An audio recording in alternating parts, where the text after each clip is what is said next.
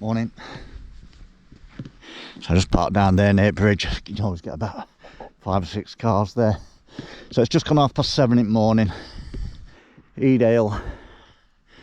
We're going to go up Ringing Roger onto the plateau, and then it's literally just coming daylight. So beat the crowds. That's also a bonus. So I'll get most of the south side done before people start rolling up. Edale Church. Yep, Odeneg's Head. Start of the Pennine Way up yonder. We will be intersecting that a little bit when we get up to like Low, over to the west end of Kinder. We'll be on the Pennine Way, just up here to this cottage and the gates, and then you turn right in the very corner, which puts you onto access land of Grindsbrook.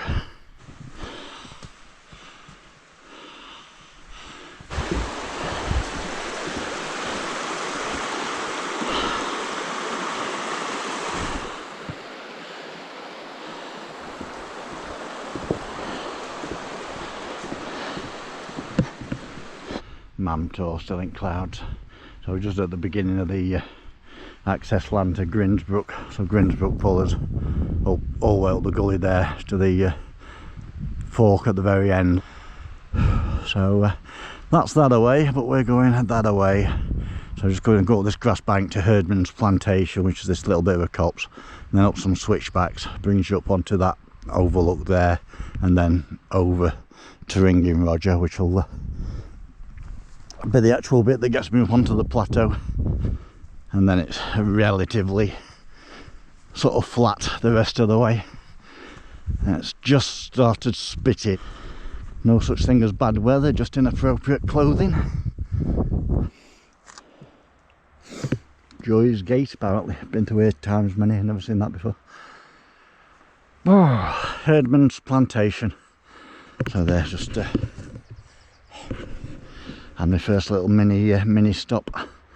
So after coming up that, and now I've got to get up that. So I took jumper off while I get to the top of Ringing Roger. I say, although it's reasonably cool, I'm going to get very warm. So try and keep it somewhat like regulated, and layer up again when I'm on top. But now the switchbacks. Went from jumper down to t-shirt up to coat. And it started raining, so sort of wet weathered up for the time being.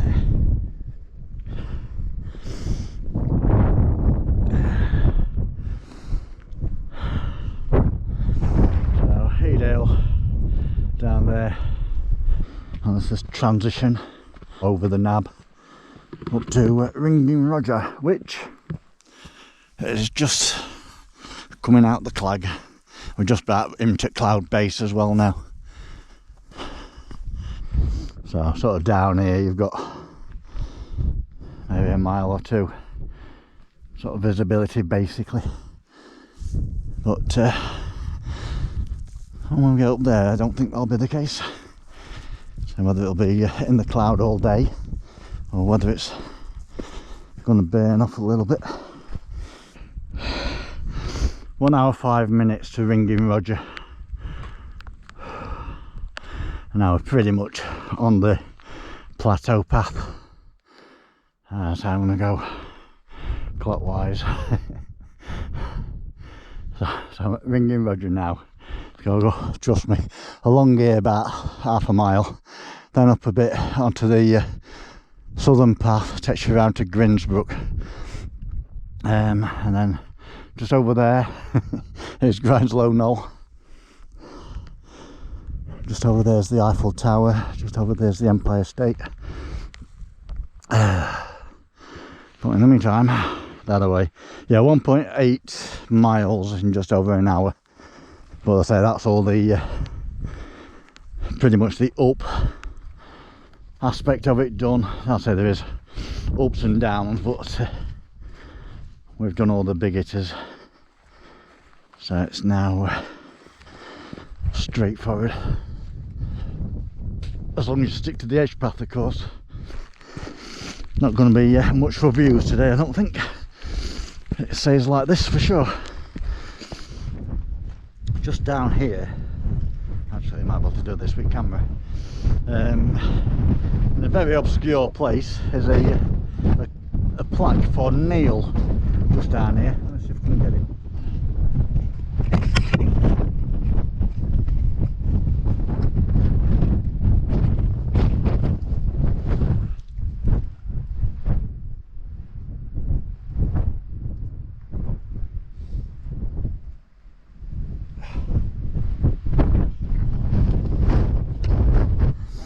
I assume some sort of obscure memorial plaque for I don't know, maybe a climber who fell off or something. I don't know. There's nothing else there, it just says Neil, no dates or anything.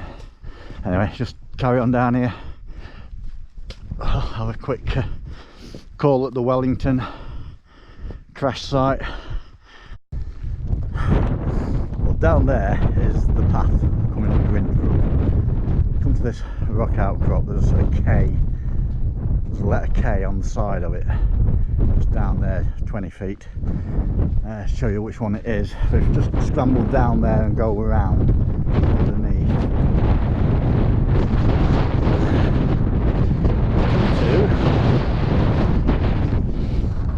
Just scramble down there and around, and that bit of a scar there, I don't know if it's where I'm pointing, that scar there is where the Wellington hit, and the debris, small debris pool just at the side of that scar. And then on one of these rocks, that one there I think is a plaque to the Wellington bomber. And then just come back up.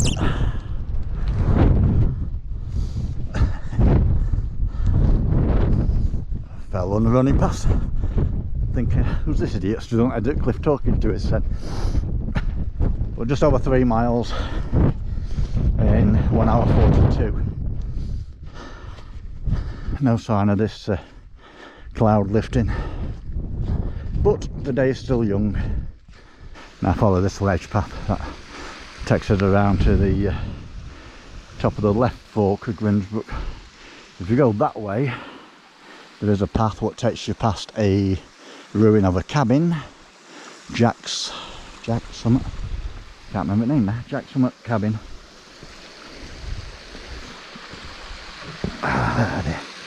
And if you carry on a bit further in the path, off to your right, past the cabin and everything, off to the right is a Rapide aircraft wreck, and off to your left is an Hampden Wreck. But also from about the cabin, if you break right off piste, about, going from memory here, but maybe a quarter of a mile into the scrub is where the Aztec carving is. I don't know what it is, that's what they call it. It's just like a random weird carving in the middle of nowhere, literally on a rock in the middle of the plateau for no reason whatsoever. But it's one of these like obscure targets to go and find when you're up here, if you want to get a bit more serious and get off the main path. Top of Grindsbrook proper cairn. So I've got two choices now, either go left, which will take me up onto Grindsbrook Knoll, and then down, which will be about just under a mile to go up there and across, or go across that path, which is about 275 metres. Now I was planning on going that way, but realistically I can't see now, so may as well cut it a little bit, and I can just go the little shortcut way. 3.9 miles, 2 hours. It's approaching top of Crowden Clough. Just round corners Crowden Tower.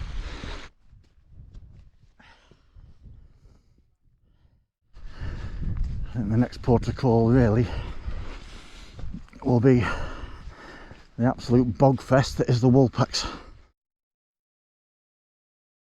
There's some very, very weird and wonderful rock outcrops up here, weathered and stuff, but I'm not going to see much of them today. And so it begins. Jesus, it never gets any better up here. Yeah, in middle of summer on a clear dry day, they're quite worth a walk around, because some very weird and wonderful shapes. There's a pig's head. Well, I can't, because I've gone a little bit further into the middle to avoid the bogfest. I might get past it before I know I've gone past it, kind of thing. Yeah, there's a face there, look. Old bloke's forehead, nose, lips, chin. I'll say, unfortunately, it's not really clear enough to pick anything major out. I've not been up here for a couple of years, so I can't quite remember where the pig is, whether I've passed it or not. Not sure. But yeah, definitely worth an explore when it's dry, and not where you've got to watch where you're walking. Because the minute you take your eye off your ball, you're going to be up to your neck in it.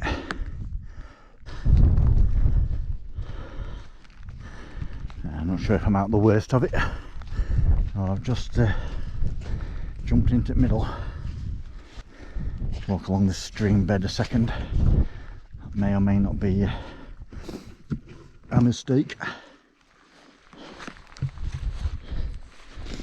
Get up onto the undergrowth. We'll get halfway through it. Bit of weight displacement if no else. But yeah, just over there is Jacob's Ladder. You'd be able to see if it was clear. And below me is a bit of a plateau called the Cloughs, and just on there, sort of halfway between here, the Woolpacks, and the top of Jacob's Ladder, is two aircraft wrecks.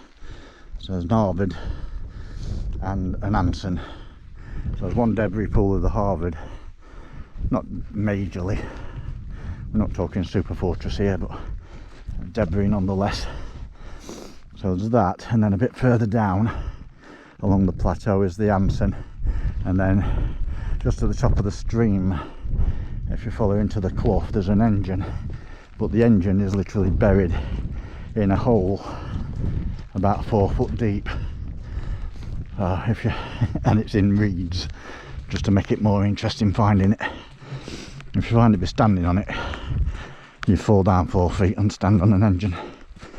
Alright, made it through the Woolpacks. I'm now at Pim's chair, which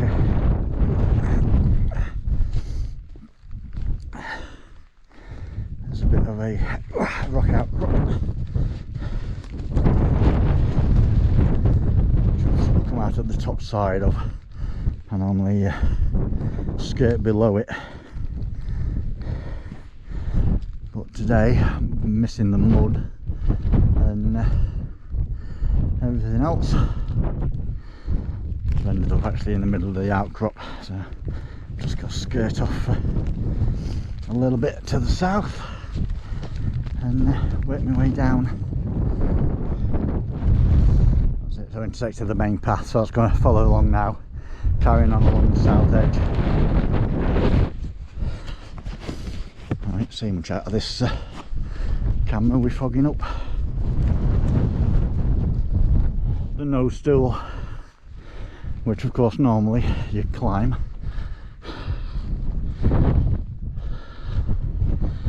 but again not really today. Yeah, so there's the Noe Stool. That's the southern path, and you've got two paths here, which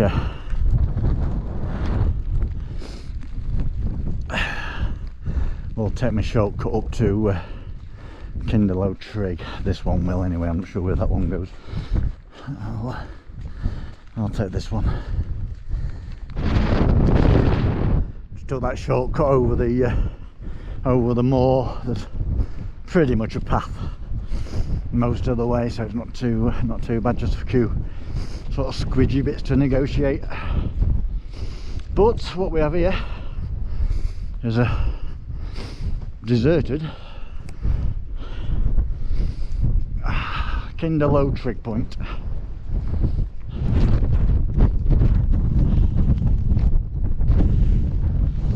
See for miles, but not today. We're on the Pennine Way now as well. We just intersected it at the Trig Point, so all the way through to the Sabres now. If I do go that far, I'll be on the Pennine Way. By the way, you get to this cairn, you're heading towards the downfall, that is. You drop down these sort of bit of rock outcrop, but just normally you can see Kinder Reservoir now. This is like your first view of Kinder Reservoir down there, obviously not today. But basically when you come over this plateau, you get to the cairn and the sort of step down. Just off to your right, there is the Hampden Wreck. And you can see it from here, but obviously there's not much of it. And you can see it if you know where it is and you know what you're looking for. Otherwise, of course, you don't see it, you can just walk straight past it. But it's literally just off the path. So.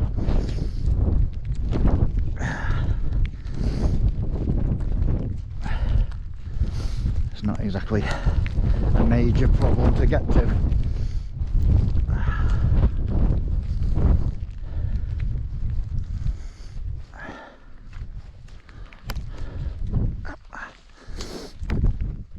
Which is there, so there's two debris pools. There's that one, and a little bit higher is the second debris pool, and the plaque crashed at 8:38 p.m. 21st of January 1942. But yeah, there's that cairn I just stood at. So there and there. So I've just got to the Hampden Wreck there. I said the original plan all the way around the perimeter, but this ain't gonna change. It's gonna be this for the rest of the way, so it's a bit, yeah. So I do push onto Waterfall, then do I push onto Sabres. If I do that, then I'm committed. Or do I bug out now and cut back, head back to the Trig, down past Edale Rocks, Swines Back, go down Jacob's Ladder, get out of this cloud and sklag, and go back up Pennine Way to Edale and call it. Plus I've not been out for about a month, so 18 miles was a little bit of optimism.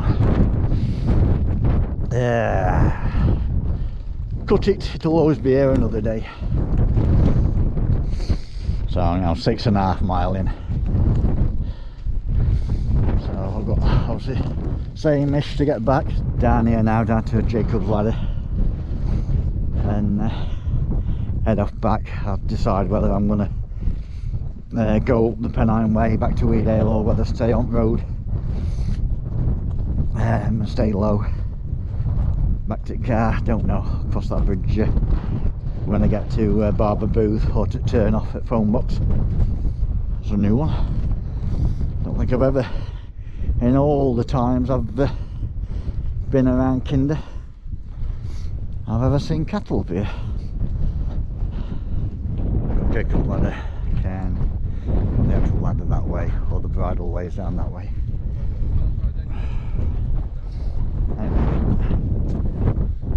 Just dropped off a Jacob's Ladder. Come and have a little look at this little hidden waterfall thing. It's literally, there's the ladder, people coming down it there. very few people.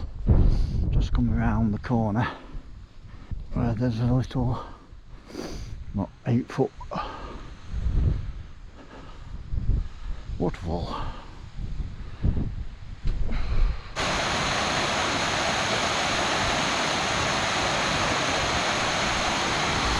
If you jump the stream and go up this right side, just over a couple of things and then up one of them flanks, pushed onto the cliffs, and as I say, there's the 2 aircraft wrecked on there, the Anson and the Harvard.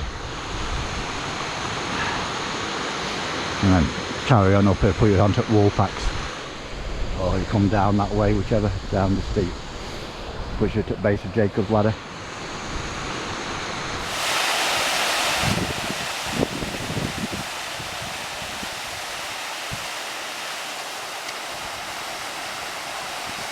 That's it, that's the end of the access land kind of thing, technically still on Pennine Way.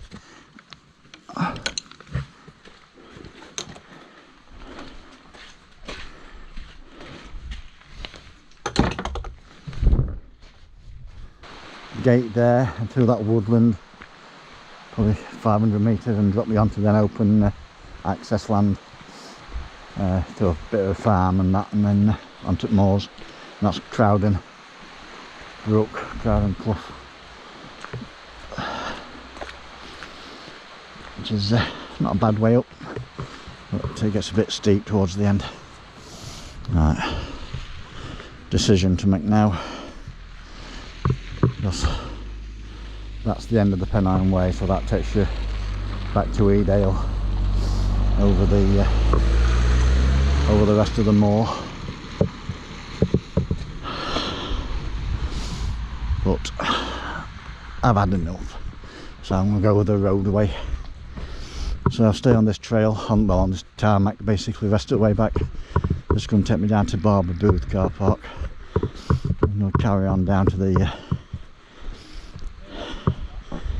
junction, so I'm going to turn left there and follow the road then back to Edale and the car. About another 1.5 miles, 2 miles maybe. Seat car from here. So there we was back, 11.1 miles, 5 hours 18 minutes.